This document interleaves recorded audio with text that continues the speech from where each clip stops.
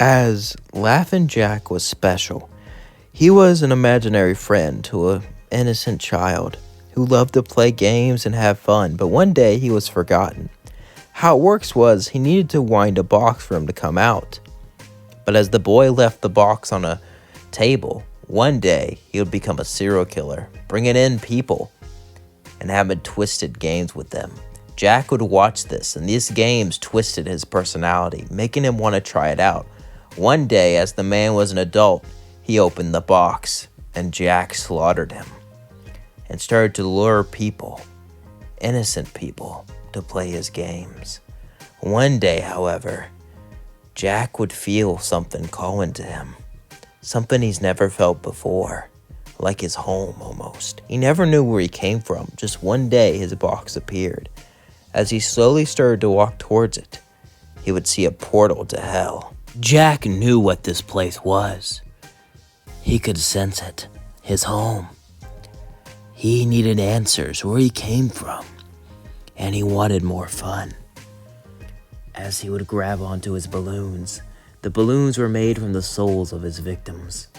As he slowly walked into this new environment, he merely smirked walking down the streets.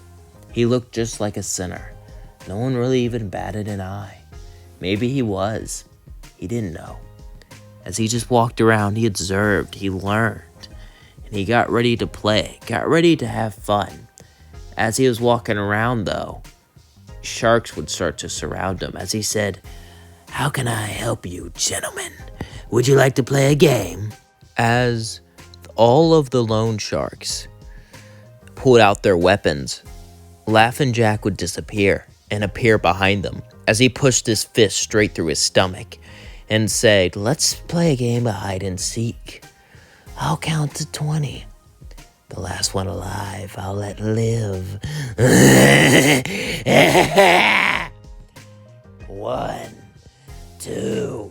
As they blasted, all their projectiles went through him as he said, "20's not very high. You should all start running now. 10, 11, as then they all started to run as he counted higher and higher and higher until he reached 20. As they all hid away, one was hiding behind a trash can as a fist would go grab him and pull him down. The other one would suddenly see a Ferris wheel out of nowhere. He would be confused when suddenly he was attached to the Ferris wheel, tied to it, as it slowly went higher and higher and higher until it hit him, brutally burning him alive, as he was burnt to nothing more than a mere crisp, into, well, pretty much nothing. As it was over, all of it was over. Until there was one left, Laughing Jack would say, "Tell them Jack did this," as then he walked away. Jack loved this, and he loved the powers too. He felt like he wasn't alone. He got to observe, he got to watch, and he got to play. And he got to make so many more balloons. The balloons were made from souls, of course. As the souls he collected made it so they couldn't be reincarnated. When sinners die, usually they come back reincarnated. Unless they die by an angelic weapon. Those are the rules of hell, but he kept them into a balloon-like form. He became a legend as he hid in the shadows. He didn't really have to hide anymore, but he hid anyway because he wanted to be a legend. He wanted people to think maybe he was real, maybe he wasn't. With hell, you never really know.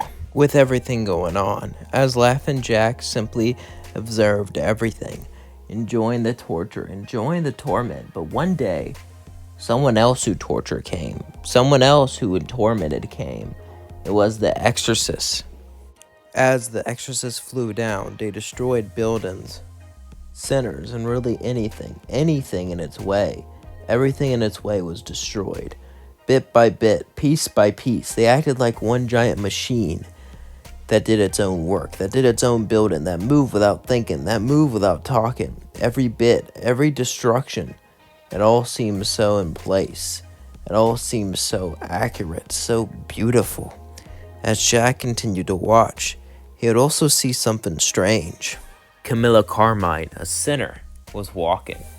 As she was collecting weapons, the exorcist seemed to have ended, but another demon was going to fall prey to the exorcist, as a few exorcists stayed behind to make sure that, well, nothing true bad would happen. They like to stay behind and hunt people who think it's safe. As one of them charged at her, she would jump up and chop off their head with her shoe. As the rest would leave, Jack would walk out and say, "I'm impressed. My first year in hell, I thought people down here were getting quite weak and boring.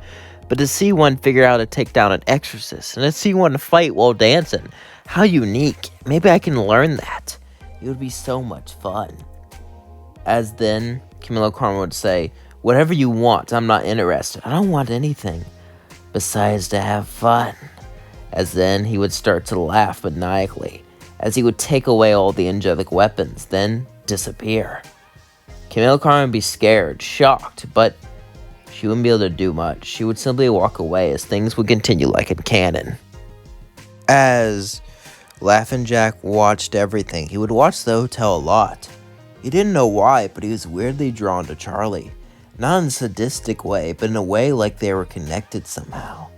He didn't know how, though. He would watch in the shadows far away, observing everything, being far away enough that she can never see him, but he can always see her.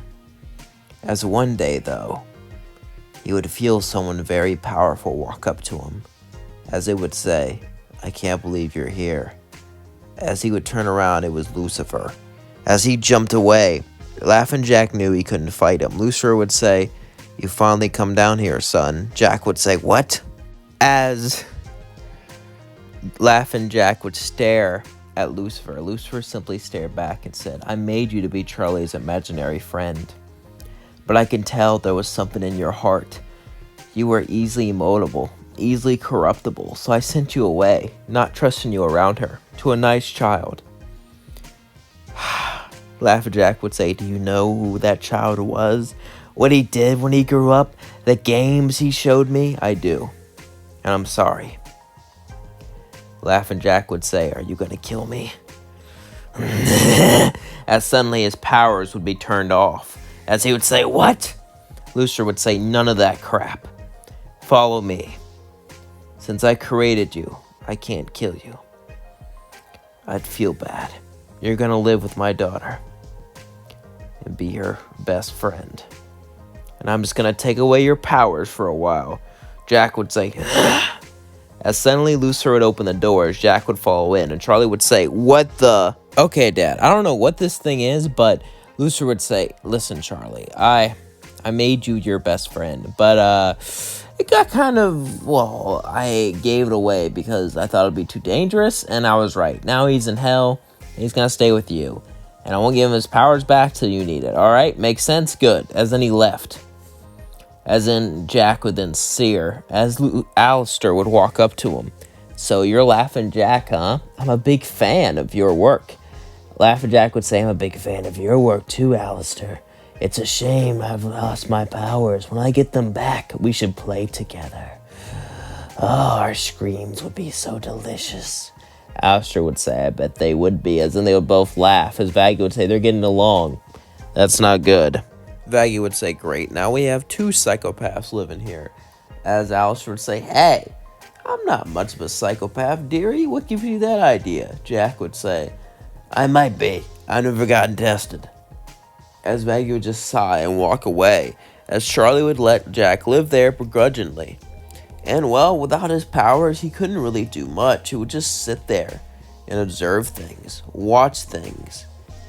And, well, Charlie would have to try to change him for the better. He used to be so kind, so innocent. It would be hard, but maybe not impossible. However, eventually, though, they would have to give him his powers back, because something huge would happen. Adam would come, and he would bring the exorcist along with him, as they all started to burn down the town. Destruction and chaos came with them. There was nothing there to stop them, until they gave Jack back his powers, as he simply waited, as he would grab a few exorcists here and there and torture them, turn them into balloons, but he didn't go after anyone in particular, until Adam started to fight Alistair, as then Adam would hear laughter as he turned around. Jack would simply walk up to him. Adam would throw his spear, only for him to dodge it, and for him to grab him and start to phase through the floor. As Adam would scream, "Ah! Ah! Ah! What is happening?" Alistair would say, "Are you really that strong?" Laugh at Jack would say, "I just like to play games. That's all that matters," as he dragged him away. As Adam dragged away screaming, Alistair would say, I guess I won?